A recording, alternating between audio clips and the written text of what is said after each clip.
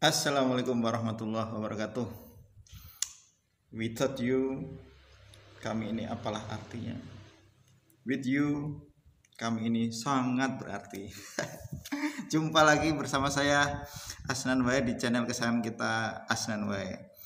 Jadi teman-teman gini ya, dosen itu tiada arti bahkan nganggur ya teman-teman ya. Kalau nggak ada mahasiswa, kira-kira benar nggak? Jadi kita ini harus bersyukur karena sebagai dosen itu ada mahasiswa yang mau kita bimbing. Yang pertama kalau mahasiswanya itu ada ya, syukur. Yang kedua kalau mahasiswa ada yang mau dibimbing ya, mau. Kalau nggak mau, wah benar-benar nganggur kita nih. Jadi dosen jangan sampai mengunderestimatekan mahasiswa ya, gitu ya.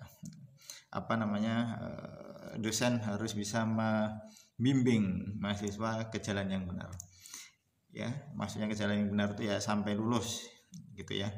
Nah, balik lagi kali ini kita sedikit sharing ya teman-teman, karena gini, ini tentang sempro ya, seminar proposal, sedikit aja sebenarnya sering kita bahas, cuma ini mungkin kita ngobrol santai ya, meskipun saya ngobrolnya sendiri.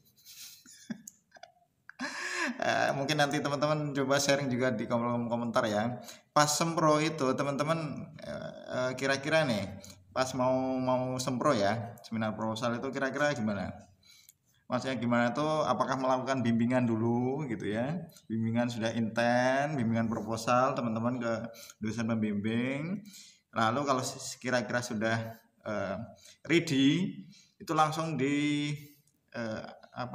diseminarkan, begitu polanya. Atau pilihan kedua, opsi kedua, karena ini namanya sempro ya, sempro itu kan saran masukan gitu untuk penelitiannya biar terarah, jadi sengaja biar tidak terarah dulu gitu ya.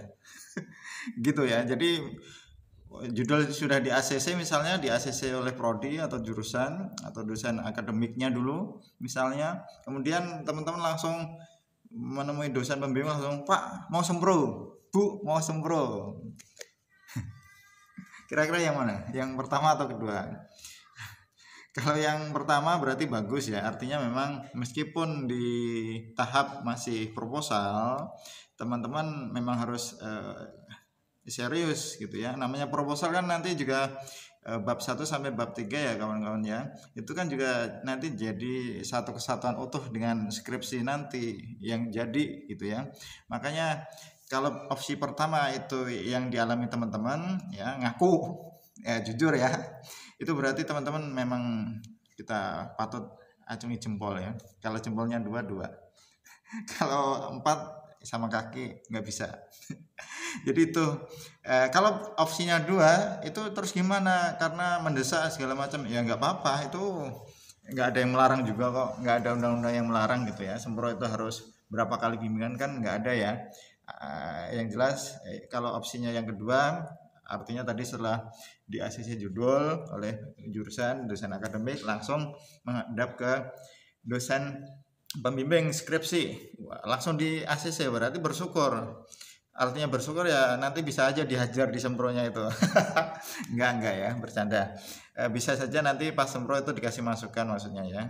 Jadi ketika yang pertama mungkin teman-teman nanti konsekuensinya adalah nggak banyak revisi gitu ya, karena sudah bimbingan intens dilakukan kawan-kawan gitu ya. Cuma kalau opsi kedua mungkin nanti ada sedikit banyak masukan, saran, revisi dari dosen. Ya bersyukur, artinya masih dosen itu tidak lepas tangan ya.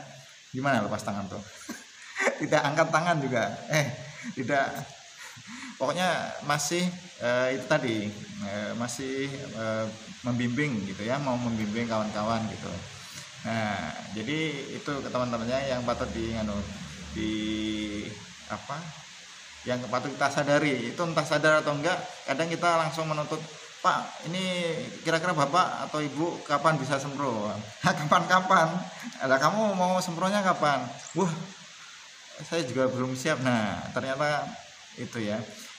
Kemudian selanjutnya tentang sempro itu teman-teman ya, tadi sudah ada 2 opsi ya, teman-teman tuh biasanya pola yang pertama atau kedua. Nah, selanjutnya itu ada yang menarik lagi, yaitu apa?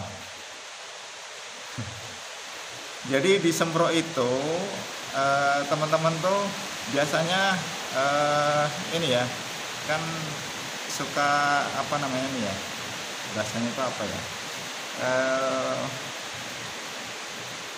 pilihannya kan masih offline online ya. Nah, teman-teman kira-kira lebih prefer kemana? Prefer yang mana? Modelnya kan online offline. Jadi kalau meskipun pandemi sudah apa namanya, sudah bukan nggak ada tapi menyusut, itu biasanya ada pilihan online juga ya teman-teman ya. Nah, itu teman-teman pilih yang mana? Yang pilih offline berarti dia memang punya ini ya, punya daya tarik, punya keseriusan untuk ibaratnya mau merubah gitu ya, bukan merubah nasib tapi merubah proposal skripsinya itu biar lebih bagus. Tapi kalau yang online mungkin karena dia lebih prefer, kayaknya kalau nggak menghadapi dosen sendiri padahal itu ya, itu kayaknya lebih menghadapi langsung, itu kayaknya lebih pede gitu. Nggak apa-apa, itu pilihan ya. Cuma yang perlu teman-teman catat adalah baik online maupun offline maupun online ya, dibolak-balik biar nggak gosong. Nah, itu sebenarnya sama aja. Urgensinya adalah Sempro itu mengupas proposal biar nantinya di penelitian kawan-kawan tuh nggak sesat ya. Jadi kalau sudah sesat biasanya mulai lagi dari awal kan puyeng ya, ekspresinya kurang tepat ya,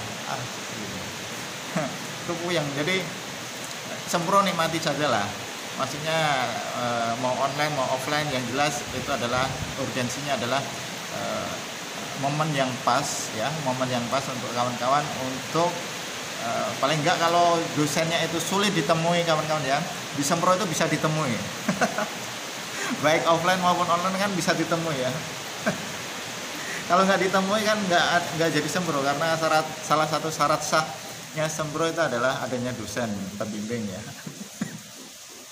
Nggak, artinya di situ kalau dosennya susah ditemui ya, tapi semoga teman-teman yang nonton ini semua dosennya mudah ditemui ya.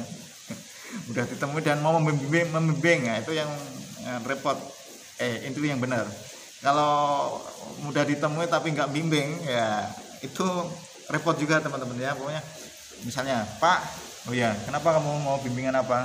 Ini Pak, bab 1 saya sudah selesai, tolong dicek. Oh ya, pokoknya ACC aja lah itu. Itu repot teman-teman ya.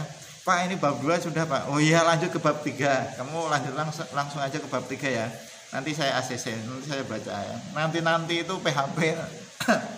Baik, intinya itu teman-teman ya. Tadi ada pola bimbingan sebelum Sempro, ada pola penentuan Sempro. Yang jelas manfaatkan Sempro itu untuk berkeluh kesah atau memposisikan diri kita itu bertanya betul sama dosen, ini sudah pas atau belum Bapak, pas atau belum Ibu gitu ya. Kira-kira alasan ini sudah ilmiah atau belum, apa yang harus kita tambahkan.